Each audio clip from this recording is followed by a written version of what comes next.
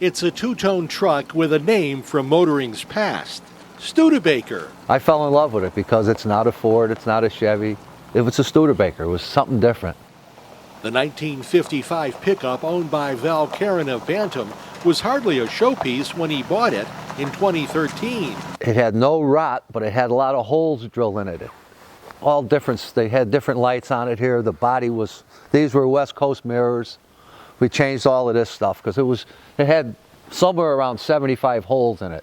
They all look like bullet holes. Caron and his wife Leslie found the Studebaker while visiting their son Mark in California. Getting it back in running shape took time. Well, it took 25 months. And originally, I was just going to rat this truck out. And I did. I painted it, I ratted it out, and it looked terrible. That's when I decided to put it in the garage and take it right down to the frame.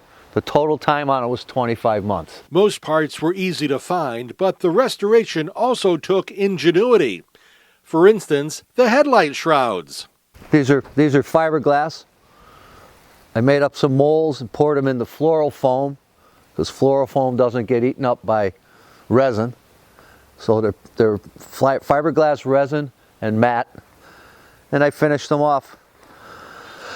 I was going to chrome them, I was going to re-chrome it, but I kind of liked the patina on it, so I kind of left it the way it is.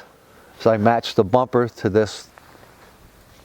And the only thing we changed was we put the signal lights into the headlights, and these are just running lights now.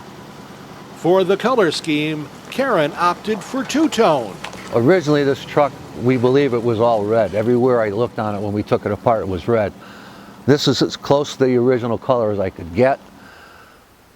In '55, they did have an option with a two-tone. The two-tone was the red and the white. But some of the panels on this truck, when we got it inside, were this cream. So I kind of like the combination better than the white. So that's why it's the colors that it is. Under the hood? 259 V8 out of a 63 Studebaker Lark. Originally this was a 228. I have no clue what happened to that. When I bought it, this is what was sitting in it. It drives like an old truck. You got to steer it. It's hard to steer, no power steering. But it cruises along pretty nice. It's straight down the road, stops good. What's the transmission? 3-speed on a column with an overdrive. A vintage Studebaker, especially a pickup, is certainly a vehicle that isn't often seen. A lot of the reactions I get, people coming up to me and saying, my grandfather used to have a Studebaker. I get that a lot. People, one of the first questions or first things they say is, I remember when. And that's the biggest one. And a lot of people don't even know that they made trucks. And a lot of people have no clue that they're out there. There's a lot of them around, not too many around here. That's Ride Connecticut. I'm Bud Wilkinson, and don't forget to subscribe to Ride Connecticut's YouTube channel.